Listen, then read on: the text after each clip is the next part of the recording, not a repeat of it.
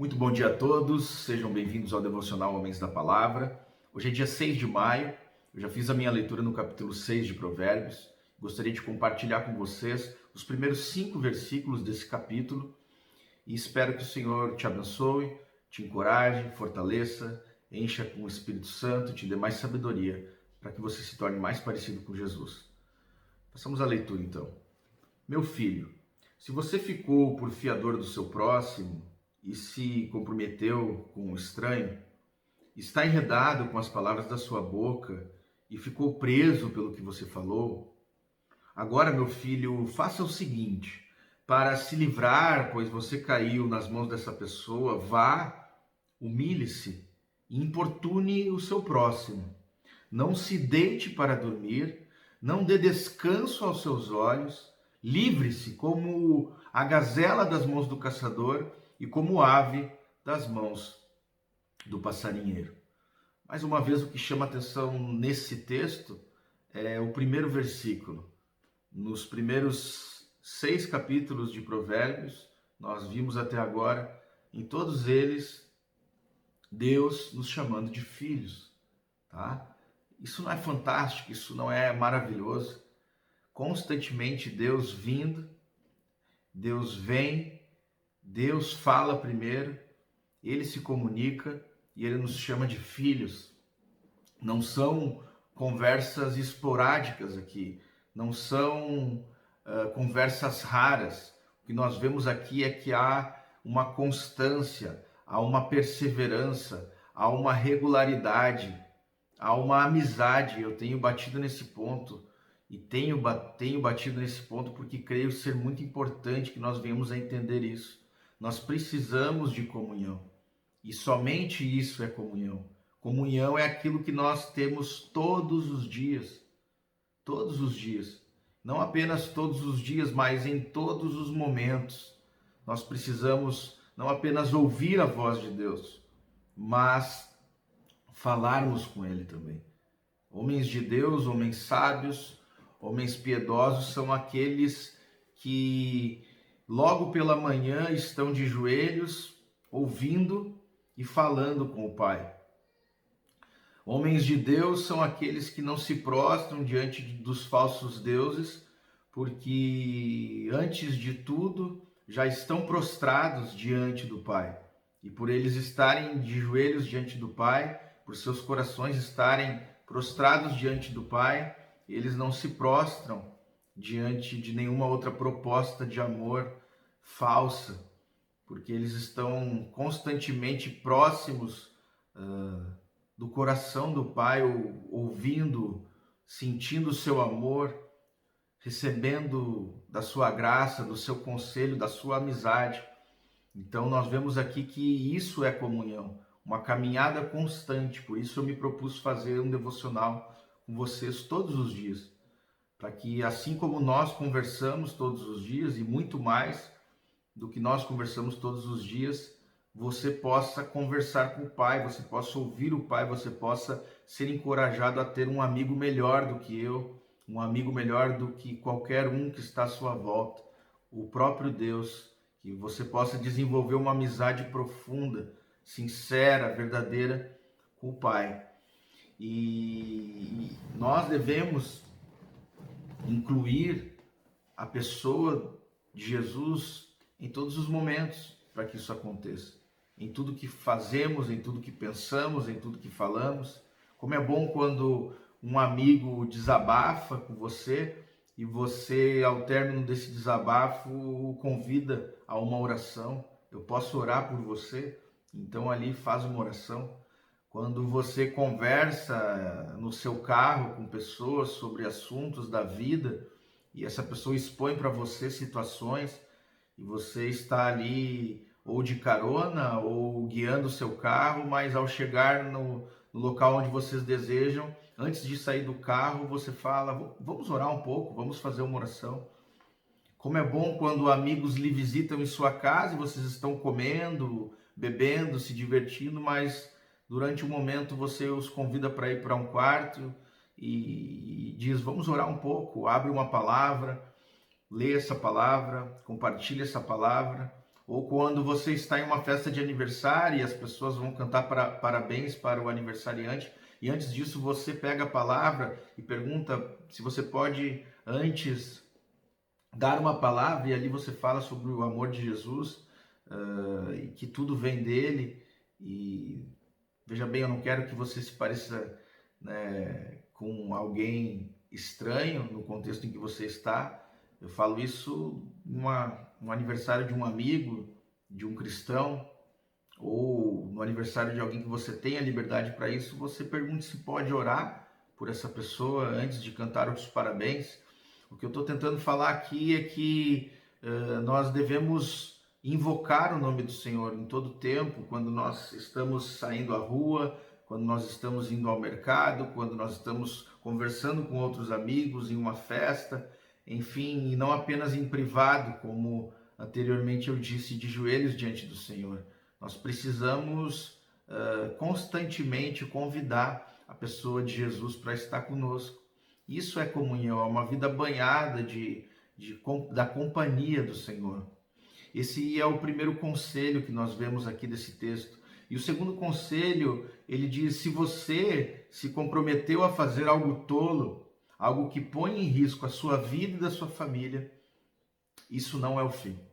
Veja bem, aqui no contexto, o rapaz do livro de Provérbios, ao qual o pai está caminhando com ele, o aconselhando, ele provavelmente se tornou fiador sem poder ter condições de arcar com a sua palavra. Ele se comprometeu em ser fiador de alguém próximo, um amigo ou um parente, para ajudá-lo, ou até mesmo um desconhecido, tá? Como aqui está descrito, alguém que ele não tem certeza que poderá honrar o seu compromisso financeiro e, em última instância, ele não tem condições de ser um fiador. Aquilo que ele fez foi uma decisão impulsionada por uma emoção momentânea, por impulso ele toma essa decisão e isso pode prejudicar a si mesmo, isso pode prejudicá-lo, e não apenas prejudicar a si mesmo, porque nós homens, quando tomamos decisões tolas, prejudicamos todos os que estão à nossa volta, prejudicamos as nossas esposas, os nossos filhos, e aqueles que não são casados prejudicam a sua família também, os seus amigos, e com certeza alguém que ficou por fiador de outra pessoa e essa pessoa não honra o seu compromisso, ele pode entrar em um grande problema, a ponto de perder até mesmo o seu teto, né? E então deixar a sua família em extrema pobreza, extrema miséria. Mas o que nós tomamos desse texto como uma regra, um princípio geral, é que nós devemos nos preocupar com os problemas e a miséria e a pobreza que nós podemos trazer para dentro dos nossos lares, no que diz respeito à comunhão com o próprio Deus, à presença de Deus em nossas casas, a piedade, a santidade, a pureza no nosso lar. O que nós aprendemos desse texto é que nós, homens, muitas vezes tomamos decisões tolas por impulso que vão prejudicar a nossa comunhão com Deus, tá? Pior do que perder dinheiro é perder a maior riqueza de todas, que é a nossa relação com o nosso Deus, o nosso tempo com Deus, a nossa saúde espiritual, digamos assim, a nossa saúde emocional, né? E, enfim, também trazer prejuízo à espiritualidade, à devoção, a vida com Deus da nossa família, tá? Isso seria um desastre, mas constantemente acontece isso, tá? Alguns caras tomam decisões erradas que prejudicam a sua vida, são situações das quais o fim delas é a morte. E esse é o ponto, tá? O texto aqui fala, se nós estamos presos em alguma situação dessas, o conselho é para que nós venhamos a nos humilhar, ou seja, para que nós venhamos a reconhecer que nós fizemos uma burrada, nós tomamos uma decisão tola, nós fomos idiotas. Essa é a primeira coisa que nós devemos fazer, reconhecermos que fizemos algo muito errado, nos precipitamos, enfim, uma burrada. E então o texto diz: não pare de tentar sair dessa situação, ou seja, vá, humilhe-se, importune o seu próximo, no caso do fiador, mas é uma regra geral, e não deite-se para dormir, ou seja, não descanse, não descanse, não dê descanso aos seus olhos enquanto você não sair dessa situação. Por quê? Ele fala: livre-se como a gazela das mãos do caçador. A gazela que está na mão do caçador, ela vai morrer. Ele pode até segurá-la, detê-la um tempo, mas no momento em que ele tiver fome ou que ele vender ela para alguém, ela vai morrer. E aqui o pássaro, a ave, também vai morrer na mão do passarinheiro. Os homens têm a tendência de achar que vão tomar decisões que privam a sua comunhão, prejudicam a sua comunhão com Deus, prejudicam a sua vida espiritual, tá? O seu tempo com Jesus, a sua saúde emocional, e pensam que isso não vai trazer a morte para ele, para si e para sua família. Isso é uma tolice. O próprio Provérbios fala que há caminhos que aos olhos dos homens parecem bons, mas o fim deles é a morte. Se um homem se compromete a ser fiador e não tem subsídio, não tem recurso para isso, ou se tem, tem pouco, e caso seja necessário utilizá-lo, ficará na miséria, como ele pode pensar que isso não vai o prejudicar? Isso é uma tolice, isso é uma idiotice, isso é uma insensatez sem tamanho, como eu disse, é uma burrada.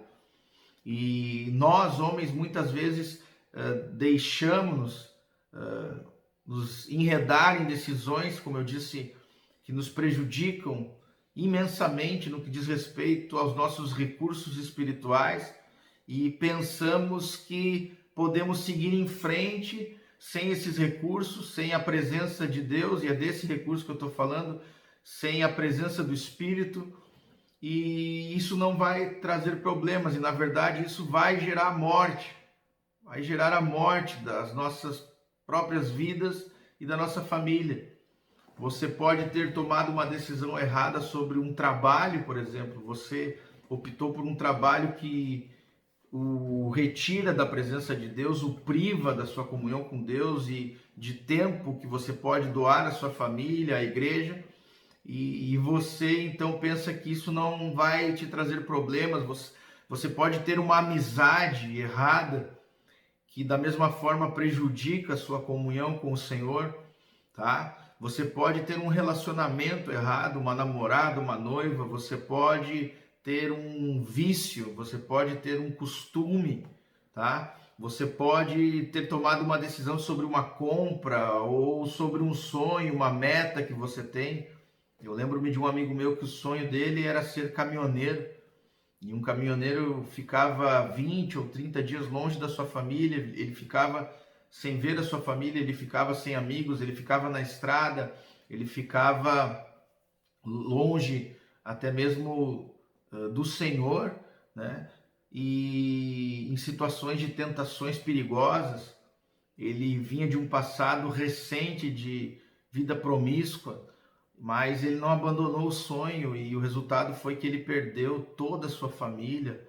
A sua esposa se casou com outro, as suas três filhas que ele tinha, uma foi morar com uma família, outra com outra, e a outra com outra. Foi um desastre completo, tudo por causa de um sonho. Enfim, pode até mesmo ser um ministério que você, pastor ou homem de Deus, está assumindo, e isso vai retirar o tempo que você tem com o Senhor ou com a sua família, e você já deu a sua palavra.